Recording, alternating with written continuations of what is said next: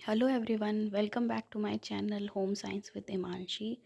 Students, आज हम एक बहुत इम्पॉर्टेंट टॉपिक के बारे में पढ़ेंगे जो कि होम साइंस के हर एग्ज़ाम में आता है, चाहे वो बिहार एस्टेट अभी होने वाला है, इसके अलावा टीजीटी पीजीटी जो भी एग्ज़ाम होते हैं उसमें ये जो टॉपिक है रिएजेंट्स या प्रतिकर्मक बहुत इम्पॉर्टेंट है। तो जो ये रिएजेंट्स टॉपिक है ये हमारे होम साइंस के जो टेक्सटाइल वाला पार्ट है, वस्त्र विज्ञान, उसमें आता है। तो देखते हैं कि प्रतिकर्मक होते क्या हैं। देखिए, साबुन और डिटर्जेंट के अतिरिक्त वे सभी पदार्थ जो दाग धब्बों को छुड़ाने और कपड़ों के साफ करने के काम आते हैं उन्हें रिएजेंट या प्रतिकर्मक कहते हैं।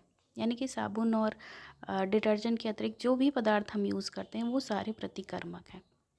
ये प्रतिकर्मक जो है मुख्य रूप से दो प्रकार के होते हैं, अम्लीय प्रतिकर्मक और क्षारीय प्रतिकर्मक। अपनी प्रकृति के आधार पर इनका जो प्रतिकर्मक है इन्हें दो रूपों में बांटा गया है। पहला है अम्लीय प्रतिकर्मक जिसे एसिडिक रिएजेंट कहते हैं, और दूसरा है क्षारीय प्रतिकर्मक जिसे बेसिक रिएजेंट कहते हैं। ये प्रतिकर्मक वस्तु की प्रकृति के आधार पर प्रयोग किए जाते हैं। चलिए देखते हैं अम्लीय प्रतिकर्मक क्या होते हैं। अम्लीय प्रतिकर्मक जो होते हैं वो अम्लीय प्रकृति के होते हैं और मुख्य रूप से इनका प्रयोग जांतव रेशों पर, जैसे ऊन और रेशम जैसे वस्त्रों की धुलाई के लिए किया जाता है। जो अम्लीय प्रतिकर्मक होते हैं वो मुख्य रूप से चार प्रकार के होते हैं। पहला प्रकार है एसिटिक एसिड, जिसे हम घरों में सिरके के नाम से जानते हैं, और इसे ग्लेशियल एसिटिक एसिड भी कहा जाता है।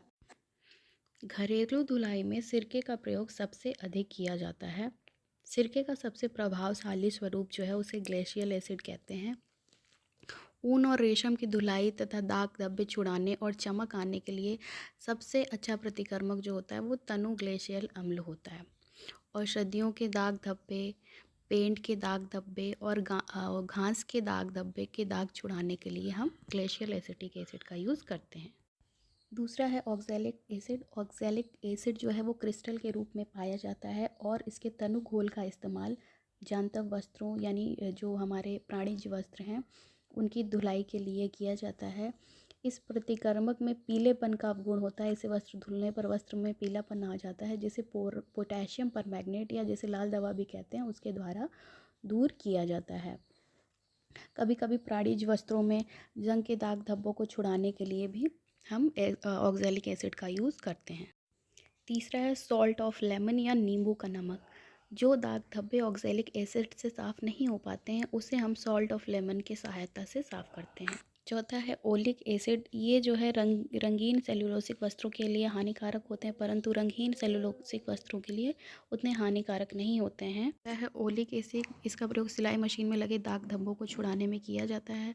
ये रंगीन सेलुलोसिक वस्त्रों के लिए हानिकारक होते हैं। अब बात करते हैं क्षारीय प्रतिकर्मक की। क्षारीय प्रतिकर्मक जो होते हैं वो क्षारीय प्रकृति के होते हैं और मुख्य रूप से सेलुलोसिक वस्त्रों या वनस्पतिक रेशों को साफ करने के लिए प्रयोग में लाए जाते हैं। क्षारीय प्रतिकर्मक जो होते हैं वो मुख्य रूप से चार प्रकार के होते हैं। पहला है वॉशिंग सोडा, जिसे धावन सोडा या धोने वाला सोडा भी कहते हैं।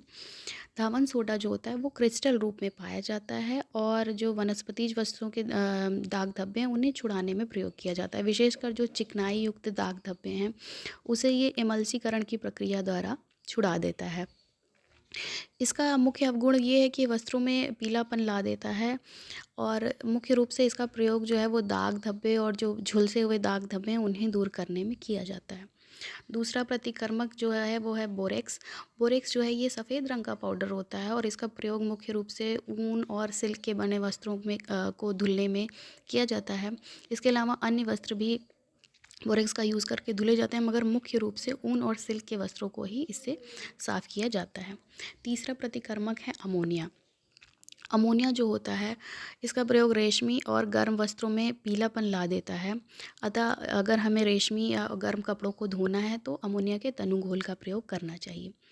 जब हम जैवल वाटर से वस्त्रों को धुलते हैं तो वस्त्रों में एक गंध आ जाती है। इस गंध को दूर करने के लिए भी अमोनिया का प्रयोग किया जाता है। चौथा प्रतिकर्मक है अमोनियम कार्बोनेट। अमोनियम कार्बोनेट का जो मुख्य यूज़ होता है वो नए कपड़ों की धुलाई में किया जाता है। औद्योगिक स्तर पर कंपनियां जब गर्म कपड़े बनाती हैं तो उन्हें सेल करने से पहले उनकी धुलाई अमोनियम कार्बोनेट में कर कर फिर उनकी पैकिंग की जाती है। तो इस प्रकार ये हम आज हमने प्रतिकर्मकों के बारे में पढ़ा। ये जो प्रतिकर्मक हैं इनके बारे में एग्ज़ाम में क्वेश्चन इस तरीके से पूछते हैं कि आपको 4 ऑप्शन दे दिया जाता है कि 4 ऑप्शन दे देंगे, उसमें से आपसे पूछ लिया जाएगा कि इसमें से अम्लीय प्रतिकर्मक कौन-सा है और क्षारीय प्रतिकर्मक कौन-सा है। तो जैसे आपसे एक अम्लीय प्रतिकर्मक पूछ लिया और आपको 3 ऑप्शन क्षारीय का दे देगा, 1 अम्लीय का दे देगा और आपको उसमें से पहचानना रहेगा कि इसमें से अम्लीय प्रतिकर्मक कौन-सा है।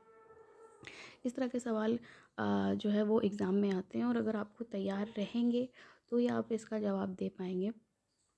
उम्मीद करती हूँ कि आपको आज का मेरा ये वीडियो पसंद आया होगा। अगर आपको वीडियो पसंद आया है तो प्लीज़ इसे लाइक करें और मेरे चैनल को सब्सक्राइब करें। अगर आपको पसंद आया है तो इसे अपने दोस्तों को शेयर भी करें। Thank you so much.